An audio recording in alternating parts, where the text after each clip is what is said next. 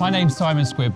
I'm an angel investor, an entrepreneur, and today I'm dedicating myself to helping other people understand what is entrepreneurship and how can you achieve that perfect business, that perfect experience in life where every single day you enjoy it. I think maybe I'll start off by telling you a little bit about one of my failures. I know a lot of people don't like to talk about their failures, but I feel like if you share the knowledge around failure, you can really gain not only personal insight, but also insight perhaps on why failure is so important. And my feeling was always, well, if I invest in a company and it goes wrong, imagine the learning. One experience of one of my failures, I invested in a cafe business back in 2008. It seemed like a good idea at the time.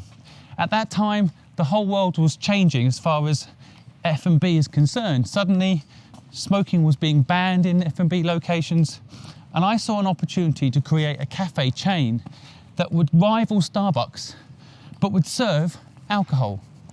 So myself personally, I don't drink alcohol, so it's an issue I understand. I want to go hang out with my friends in the evening, have a coffee, maybe even a hot chocolate, and my friends would like an alcoholic drink. But I always felt like bars and restaurants didn't serve good coffee, and good coffee shops didn't serve alcohol. When I opened the business, I made some classic mistakes. But before I tell you about them, let me just mention, ultimately, opening a business will always be a risk.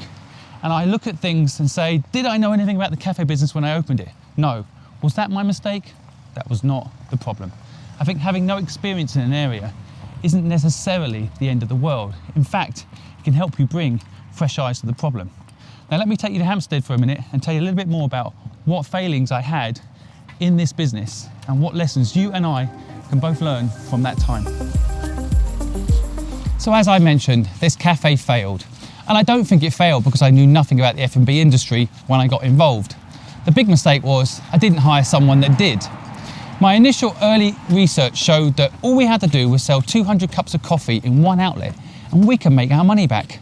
But little did I think about things like food wastage or the marketing costs involved in getting people to be aware of what you did at your venue, and then the experimental nature of the F&B business. The other thing I didn't really think about was scale. If you don't think about scale early on, it makes scaling the business later really tricky. And then I made one critical error in this business, and I still find it hard to explain it today.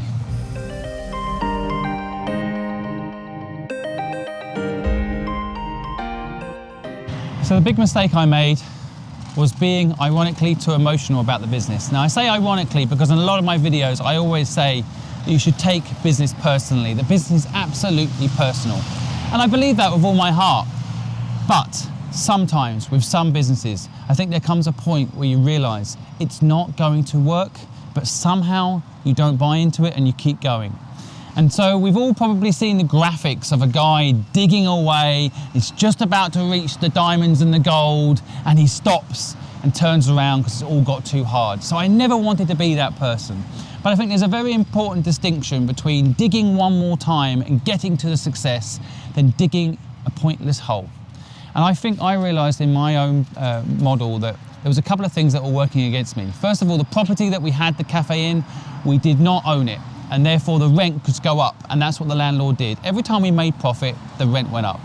In addition, the structure of how the business was being run, it wasn't big enough, and we weren't willing as a group of people involved in that business to double down and grow it. There's no way you can survive with just one outlet with a big management team as we tried to have. You need to have 5, 6, 7, 8, 9, 10, 11 outlets. So mistake number 2 was not being aggressive enough, ironically. So finally, we closed the business.